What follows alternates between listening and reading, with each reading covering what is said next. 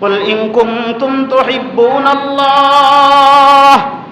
হে নবী আপনি বলে দেন, যারা আমি রবকে পাইতে চাই, ভালোবাসতে চাই, তারা যেন আপনি নবীকে ভালোবাসে।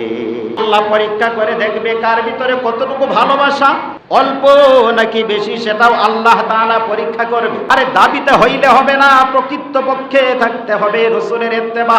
রাসূলের ইত্তেবা, রাসূলের মহব্বত যেমনি ভাবে সাহাবীদের ভিতরে ছিল। এক সাহাবীর নাম হলো হযরতে সাদ সালবী রাদিয়াল্লাহু তাআলা আনহু। ওই সাদ সালবী রাদিয়াল্লাহু তাআলা আনহুর চেহারা বড় কালো, দেখতে ভালো লাগে না, অভাবী, টাকা নাই, পয়সা নাই, কোনো কিছু নাই। আবার হযরতে সাদ সালবী রাদিয়াল্লাহু তাআলা আনহু মসজিদে নববীর ভিতরে বসে কাঁদতেছে। বিশ্বনবী সাল্লাল্লাহু আলাইহি ওয়াসাল্লাম মসজিদে নববীর ভিতরে চলে আসলেন। আসার পরে দেখতেছি সাদে সালবী বসে বসে এরকম ভাবে চোখ থেকে পানি ঝরায়। আবার সাদে সালবী রাদিয়াল্লাহু তাআলা আনহুকে জিজ্ঞাসা করে, ও সাদ, কেন তুমি বসে বসে কাঁদতেছো? সাদে সালবী রাদিয়াল্লাহু তাআলা আনহু ডাক দিয়ে বলে, ইয়া রাসূলুল্লাহ, ইয়া হাবিবাল্লাহ, আমার মনে বড় ভয় হয়, না জানি আমি জাহান্নামী হয়ে যাই। আবার রাসূল জিজ্ঞাসা করে, ও সাহাবী, কেন জাহান্নামের ভিতরে এরকম তোমার ভয় দিলের ভিতরে বসে গেল? জাহান্নামে যেতে হবে, কেন তুমি এই কথা বলতেছ? সাহাবী ডাক দিয়ে বলে, সাদে সালবী ডাক দিয়ে বলে, ইয়া রাসূলুল্লাহ, ইয়া হাবিবাল্লাহ, তার কারণ হলো আজকে এই বৈঠকে বসার 8 মাস আগে আপনার হাত ধরে কালেমা পড়ে মুসলমান হয়েছি। এই 8 বছরের ভিতরে মদিনার অলিতে গলিতে ঘোরাফেরা করেছি আপনার একটা সুন্নতকে জিন্দা করার জন্য, কিন্তু ওই সুন্নত তো এই পর্যন্ত আমি আদায় করতে পারি নাই, পালন করতে পারি নাই। এ কারণে আমার বড় ভয় হয়, না জানি এই সুন্নত যে আমি পালন করতে পারি নাই, এ কারণে আমাকে আল্লাহ তাআলা জাহান্নামী করে। নবীজি বলে, কেমন সুন্নত তুমি বলো? সাহাবী ডাক দিয়ে বলে, ইয়া রাসূলুল্লাহ, ইয়া হাবিবাল্লাহ, সেটা হলো নিকাহ করা, অর্থাৎ বিবাহ। এই মদিনার অলিতে গলিতে আমি ঘুরে ঘুরে দেখেছি, সবার মাঝে এরকম ভাবে প্রস্তাব দিয়েছি। আমি যে গরিব, আমি যে কালো, এ কারণে কাহারো মেয়ে আমার কাছে বিবাহ দিতে কে হয় রাজি হয় না। রাসূল ডাক দিয়ে বলে, ও সাহাবী শোনো, তাহলে তুমি কি বিবাহ করতে চাও? সাহাবী ডাক দিয়ে বলে, আমি সুন্নত আদায় করার জন্য বিবাহ করতে চাই। সুবহানাল্লাহ বলে। আবার ডাক দিয়ে বলতেছি, ইয়া রাসূলুল্লাহ, ইয়া হাবিবাল্লাহ, আমার চেহারাটা যেই পরিমাণ কালো, আমার তো অর্থ করি কোনো কিছুই নাই, ঘর নাই, বাড়ি নাই, আমার কাছে কার মেয়ে বিবাহ দিবে? ইয়া রাসূলুল্লাহ, ইয়া হাবিবাল্লাহ, আমার তো কোনো সম্মান নাই, আমার কোনো ইজ্জত নাই, আমার কোনো দাম নাই। নবীজি ডাক দিয়ে বলে, সাহাবী রে, কে বলেছে তোমার দাম নাই, তোমার সম্মান নাই? তুমি তো একজন জান্নাতি মানুষ, তোমার তো দাম আছে। যখন নবীজি বলেছে তুমি তো জান্নাতি মানুষ, আবার সাদে সালবী ডাক দিয়ে বলে, ইয়া রাসূলুল্লাহ, আমি যদি জান্নাতি মানুষ যদি হয়ে থাকি, তাহলে তো আমার দাম আছে, আমার তো মূল্য আছে। আপনি বললেন আমার মূল্য আছে, বুঝলাম, কিন্তু আপনার সাহাবীরা তাদের কন্যাকে, তাদের মেয়েকে আমার কাছে বিবাহ দিতে রাজি হয় না কেন? আবার নবীজি ডাক দিয়ে বলে, শোনো, আমি তোমার বিবাহের ব্যবস্থা করে দিস। নবী ডাক দিয়ে বলে, শোনো, এই মদিনার ভিতরে সবচাইতে যিনি এরকম ভাবে সবচাইতে দামি মানুষ আছে, যার সবচাইতে সম্পদ বেশি আছে, যিনি সম্পদশালী, এবং কি এই মদিনার ভিতরে যেই মেয়েটি সবচাইতে বেশি সুন্দর, যেই মেয়েটিকে বলা হয় হুরে মদিনা, ওই মেয়েটির সাথে তোমাকে বিবাহ দেব। আমি মনে মনে বলে, এমনিতে কেহই বিবাহ দেয় না, আবার হুরে মদিনা, আবার অনেক শিল্পপতির মেয়ে আমার সাথে বিবাহ দেবে কিনা আল্লাহই জানে। নাকি হুজুর আমার সাথে মশকারি করে? নবী ডাক দিয়ে বলে, সাহাবী শোনো, যার ব্যাপারে তোমাকে আমি বলতেছি ওই সাহাবী তো এখানে উপস্থিত নাই।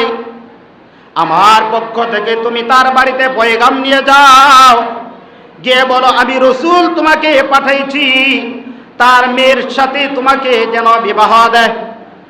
এবার নবীজির কথা শোনার পরে সাহাবী চলে গেল। যাওয়ার পরে সালাম দেওয়ার পরে বলতেছে, আমি রসুলের দরবার থেকে আপনার বাড়িতে আগমন করেছি। রসুল বলেছে আপনার মেয়েকে আমার সাথে বিবাহ দেওয়ার জন্য। যেই মাত্র এই কথা বলেছে, চেহারা সুন্দর নয়, টাকা নাই, পয়সা নাই, পোশাক আদি দেখতে ভালো না। এবার মেয়ের বাবা চেহারার দিকে তাকায় আর কথার দিকেও খেয়াল করতেছে। আবার মেয়ের বাবা আর রাজি হয় না। শেষ পর্যন্ত সাদে সলভে ডাক দিয়ে বলতেছে, শোনেন, যদি আপনার মনে চায় বিবাহ দেন, মনে যদি না চায় দিয়েন না, অসুবিধা নাই। তবে একটা কথা ভালো করে জানে রাখেন, আমার কিন্তু দাম আছে। নবী বলেছে আমি একজন জান্নাতি মানুষ, সুবহানাল্লাহ। নবী বলেছে আমি জান্নাতি মানুষ। নবী বলেছে বিদায় আমি এসেছি, দিলে দেন, না দিলে না দেন, আমার অসুবিধা নাই। এই কথা বলার পরে সাহাবী চলে আসতেছে। মেয়ে আড়াল থেকে বাবার আর এই পাত্রর সব কথা শুনতে পারলেন। শোনার পরে যখন যুবক সাহাবী সাদে সলভী বাড়ি থেকে গেট থেকে বের হয়ে যাইতেছে, বাবাকে জিজ্ঞাসা করে, বাবা ওই লোকটি যে এসেছিল কেন এসেছিল? বলে এই ঘটনা, এরকম একটা কালো, দেখতে ভালো না, টাকা নাই, পয়সা নাই, তার সাথে কি তোমাকে বিবাহ দিতে পারি? আমি বাবা হয়ে এটা মানতে পারি না। মেয়েটি ডাক দেয়া বলে, বাবা আপনাকে একটা কথা বলি, ওই সাহাবী যে আমাদের কাছে এসেছিল সে কার পক্ষ থেকে পয়গাম নিয়ে আসছে? বলে রসুল পাঠাইছে। মেয়েটি ডাক দিয়ে বলে, বাবা টাকা আছে কিনা, চেহারা ভালো কিনা, এটা আমার দেখার দরকার নাই।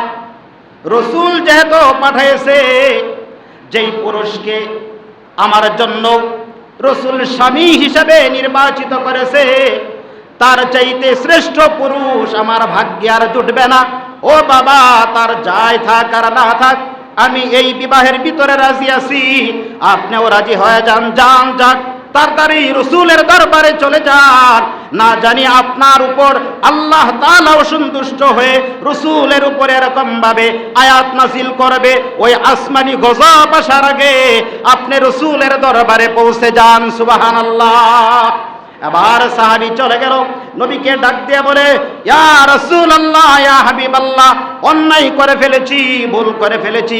আপনি যে পাঠিয়েছিলেন এই মুহূর্তে আমার মেয়েও রাজি, আমিও রাজি, বিবাহ পড়ায় দেন। সুবহানাল্লাহ। এবার বাবার সাথে কথা হওয়ার পরে 400 দিরহাম দিয়া সাদে সলভী রাদিয়াল্লাহু তাআলা আনহুর বিবাহ ঠিক হয়ে গেল। কয় শত দিরহাম? 400 দিরহাম। আবার সাহাবী ডাক দিয়ে বলে, ইয়া রাসূলুল্লাহ, ইয়া হাবিবাল্লাহ, 400 দিরহাম দিব তো দূরের কথা, 1 দিরহামও আমার কাছে নাই। বিবাহ করাবেন ভালো, 1 দিরহামও আমার নাই, তবে টাকাটাও আপনারে দিতে হবে। রসুল বলতেছে, বিবাহ করবা তুমি আর মোহর দিব আমি? কি পাইলা? আপনাকেই দিতে হবে। আবার রসুল ডাক দিয়ে বলে, শোনো, আমি তোমাকে 3 জন সাহাবীদের কাছে পাঠাবো, তুমি তার কাছে যাইবার গিয়া বলবা আমি রসুল পাঠাইছি তোমাকে, তারা যেন 200 দিরহাম দান করে তোমাকে। প্রথমত পাঠাইলেন হযরত উসমান রাদিয়াল্লাহু তাআলা আনহুর কাছে, যাও গিয়ে বলবা আমি রসুল বলেছি সে যেন 200 দিরহাম তোমাকে দান করে। আবার হযরত উসমান রাদিয়াল্লাহু তাআলা আনহুর কাছে যাওয়ার পরে বলে, নবী আমাকে পাঠাইছে 200 দিরহাম দিতে বলেছে। আবার সাহাবী হযরত উসমান রাদিয়াল্লাহু তাআলা আনহু চিন্তা করলেন, নবী যেহেতু 200 দিরহাম দিতে বলেছে, এখানে যদি 200 দিরহাম যদি দেয় তাহলে রসুলের ইজ্জত থাকবে না। 200 কথা তো বলেইছে, এজন্য 200 দেব না, আরো কিছু বেশি করে দেব। এজন্য হযরত উসমান কি করলেন, 200 দিরহামের থেকে আরো কিছু বাড়াইয়ে দিলেন, বেশি করে দিলেন। আবার সাহাবী চলে আসলো, আবার সাহাবীকে বিশ্বনবী সাল্লাল্লাহু আলাইহি ওয়াসাল্লাম আব্দুল্লাহ ইবনে আউফ রাদিয়াল্লাহু তাআলা আনহুর কাছে প্রেরণ করলেন, যাও তার কাছে গিয়ে এরকম ভাবে বলবা আমি রাসূল বলেছি 200 দিরহাম দেওয়ার জন্য। আব্দুল্লাহ ইবনে আউফ রাদিয়াল্লাহু তাআলা আনহুর কাছে চলে গেল, যাওয়ার পরে বলতেছে নবী বলেছে 200 দিরহাম দেওয়ার জন্য। ওই সাহাবীও 200 দিরহাম দিল, তার থেকে আরো কিছু বাড়ায় দিল। আবার চলে আসলেন, আবার সর্বশেষ পাঠাইলেন হযরতে আলীর কাছে। হযরতে আলী অনেক কষ্ট করে 200 দিরহামের থেকে তিনিও বেশি দিলেন, সুবহানাল্লাহ। আবার 600 দিরহাম হয়ে গেছে, আরো বেশি হয়ে গেছে। আবার 400 দিরহাম তাকে দেওয়া হলো। এই 400 দিরহাম এরকম ভাবে দিয়া তোমার মোহরের টাকাটা পরিশোধ করে দাও, আর 200 দিরহামের যেটা অতিরিক্ত আছে এটা দিয়া তুমি বিবাহের যে বাজার করতে হয়, তোমার বেগমের জন্য কেনাকাটা করতে তুমি বাজারে চলে যাও। আবার সাহাবী হযরতে সাদে সলবী রাদিয়াল্লাহু তাআলা আনহু বিবাহের জন্য বাজার করবে, ভিতরে অনেক আনন্দ, অনেক খুশি। বাজারে যেই মাত্র চলে গেলেন কেনাকাটা করার জন্য, আবার কেনাকাটা শুরু করবে, ঠিক সেই মুহূর্তে এক ব্যক্তির আওয়াজ শুনতে পারলো। ওই ব্যক্তির জবান থেকে আওয়াজ ভেসে আসতেছে, হাইয়া আলাল জিহাদ। জিহাদের আওয়াজ যেই মাত্র আসলো, আবার সাদে সলবী রাদিয়াল্লাহু তাআলা আনহু চিন্তায় পড়ে গেলেন, আমি বিবাহের বাজার করব, আর নবী ওইদিকে কাফেরদের সাথে জিহাদের ময়দানে অংশগ্রহণ করবে, এটা হইতে পারে না। আমি বিবাহের বাজার করতে করতে কাফেরদের আঘাতে নবী আমার যদি ক্ষত বিক্ষত যদি হয়ে যায়, তাহলে কাল কিয়ামতের ময়দানে আমি যে বিশ্ব নবীর একজন আশিক ছিলাম, ভক্ত ছিলাম, এটা কিভাবে প্রমাণ করব? তো পারবো না। না না, বিবাহের বাজার আর করতে হবে না, এমন সিদ্ধান্ত গ্রহণ করলেন। ঘোড়া কিনলেন, তরবারি কিনলেন, জিহাদের জন্য পোশাক এরকম ভাবে ক্রয় করলেন, বিবাহের বাজার সব বাদ দিলেন, ডাইরেক্ট এরকম ভাবে মাথা থেকে পা পর্যন্ত ঢেকে জিহাদের ময়দানে চলে গেল। যাওয়ার পরে কাফেরদেরকে এরকম ভাবে হত্যা করতে শুরু করলো। নবী সহ সাহাবীরা সবাই চিন্তা করে, এটা কোন ব্যক্তি? তাকে তো চেনা যায় না।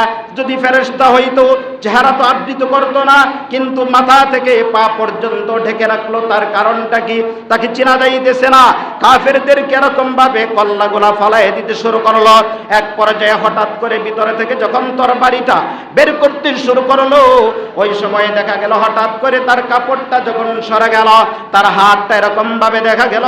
বিশ্বনবী সাল্লাল্লাহু আলাইহি ওয়াসাল্লাম সাহাবীদেরকে বলে, ও আমার সাহাবীরা শোনো, ওই যে কালো হাত দেখা যাইতেছে, ওই কালো হাত দেখে আমি বুঝতে পারলাম এটা অন্য কোন সাহাবীর হাত হইতে পারে না, এটা আমার সাদে সলবীর হাত দেখা যাইতেছে। সুবহানাল্লাহ। এক পর্যায়ে জিহাদ করতে করতে রক্তাক্ত অবস্থায় সাদে সলবী এরকম ভাবে জমিনের ভিতরে পড়ে গেল। তাকে ধরে এরকম ভাবে আনা হলো, রাসূলের উরুর ভিতরে তাকে শোয়ায় দেওয়া হলো। আবার রাসূল তাকে জিজ্ঞাসা করে দিয়েছে, ও সাদে সলবী, কেন তুমি এরকম ভাবে তোমার চেহারাকে আবৃত করে রাখলা? কেন এরকম ভাবে বুরকার মতো কাপড় তুমি পরিধান করলা? কেন তুমি জিহাদের ময়দানে আগমন করেছো?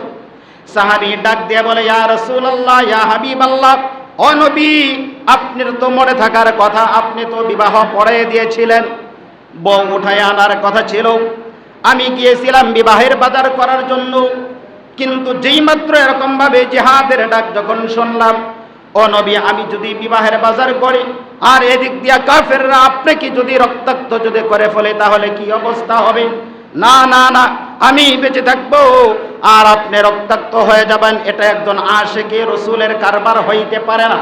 এই জন্য বিবাহের বাজার বাদ দিয়া আর চেহারা ঢাকার কারণ হলো, আমি যদি জিহাদের ময়দানে আগমন করি, আপনার যদি পারমিশন চাই, আপনি বিবাহ শাদীর কারণে আমাকে যদি অনুমতি না দেন, এই কারণে আমি চেহারা আবৃত করে জিহাদের ময়দানে ঢুকে পড়েছি। যেই মাত্র এই কথা বললেন, রাসূল তার কথা শুনে চোখ থেকে পানি ছেড়ে দিলেন। এই পানির ফুটাগুলা সাদে সলবী রাদিয়াল্লাহু তাআলা আনহু তার চেহারার মধ্যে পড়ে গেল। যেই মাত্র রাসূলের চোখের পানি সাদে সলবীর চেহারার ভিতরে পড়লো, তখন সাদে সলবী রসুলের দিকে তাকায় আর চিৎকার দিয়া বলে, ইয়া রাসূলুল্লাহ, ইয়া হাবিবাল্লাহ, আমি কি আল্লাহর তৈরি জান্নাত পাবো না?